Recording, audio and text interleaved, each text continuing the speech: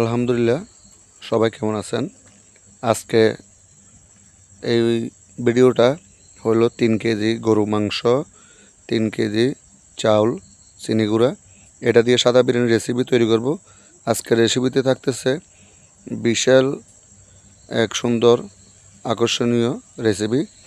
এটা হইলো আমি প্রথম মাংসগুলো একটু 10 মিনিট ভিজিয়ে রাখছি। ভিজিয়ে রাখার পরে পাতিলে দিয়ে এখানে দিচ্ছি পেঁয়াজ 3 কেজির জন্য 700 গ্রাম, দিয়েছি 200 গ্রাম টক দই, দিয়েছি 100 গ্রাম লবণ, দিয়েছি পরিমতো গরম মশলা, দিচ্ছি 200 গ্রাম কাঁচামরিচ এবং 250 গ্রাম টমেটো, 25 গ্রাম হোয়াইট পেপার, 25 গ্রাম ধনিয়া গুঁড়া, 25 গ্রাম জিরা গুঁড়া, 25 গ্রাম মিক্স মশলা এবং সরিষা, বাদাম, নারকেল, পোস্তা 4 আইটেম একসাথে ব্লেন্ড করে এখানে দিয়েছি প্রায় 100 গ্রাম পরিমাণ এবং 100 গ্রাম রসুন, 100 গ্রাম আদা, টোটাল 200 গ্রাম, 250 গ্রাম সয়াবিন তেল, একটু পরিমাণ মতো পানি দিয়ে চুলায় বসিয়ে দিব।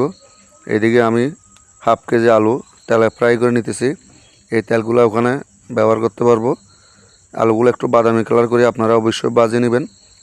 আলুগুলো ভেজে নিলে অনেক একটা মজা হবে এবং একটা গ্রান আসবে। এদিকে আমার মাংসগুলো কষানো হচ্ছে।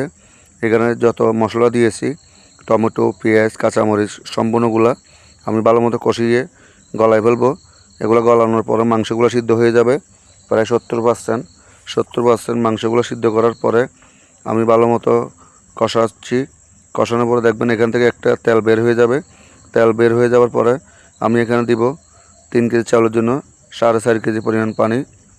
4.5 কেজি পানি দিয়েছি। দিয়ে এখানে আমি চালগুলা দিকে ধুয়ে নিব। এখানে দেখেন আমার পানিগুলো ফুটে গেছে। পানিগুলো ফোটানোর পরে এখন দিয়ে দিয়েছি 3 কেজি চিনি গুঁড়া চাউল। দিয়ে দেওয়ার পরে লাগতেছি, এটা সাদা বিরিয়ানি হবে। দিচ্ছি পরিমাণ মতো কয়টা কাঁচামরিচ, আবার উপরে গ্রানের জন্য আপনারা কয়টা কাঁচামরিচ ভেঙে দিবেন। রান্না করার চাউলগুলো সিদ্ধ হওয়ার আগে এখানে দিতে হবে 100 গ্রাম পরিমাণ দুধ পাউডার। আমি দুধ পাউডার গুলি দিয়েছি। এখানে দিচ্ছি জায়ফল, জত্রিক, এলাচি, দারচিনি গুঁড়ি একসাথে মিক্সার এবং স্টার মশলা, বড় এলাচ, এগুলো পাউডার করে আমি একসাথে রাখি দেওয়ার ওখান থেকে দিয়ে দিলাম 2 চামচ পরিমাণ। এখন এটা আমার চালগুলা সিদ্ধ হয়ে যাচ্ছে।